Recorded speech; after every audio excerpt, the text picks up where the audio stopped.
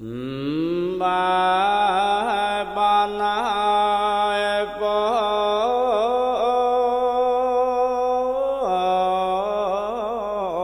mang kal ba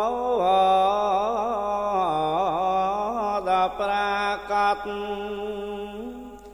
ព្រះចិនស្រ័យលោកកំណត់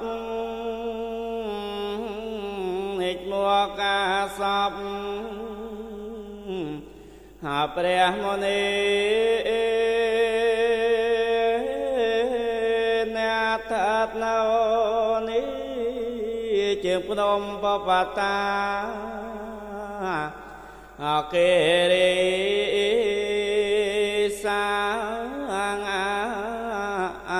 ស្រមវិទីជារងពិធីលោកឲ្យពឈ្មោះស្រីវិជ័យសរណវតីដបវមួ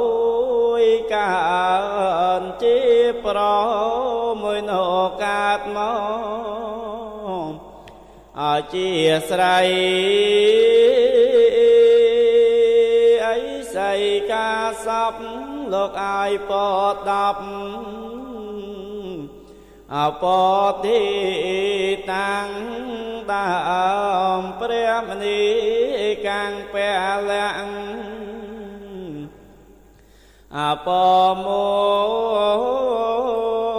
យឲ្យមានកម្លាំងស្មារតីខ្លាខ្លាំងអ្នកកងព្រួយចែកចប់អពមួយតាមដៃបន្ទោលព្រះមុនីទ្វីពៈ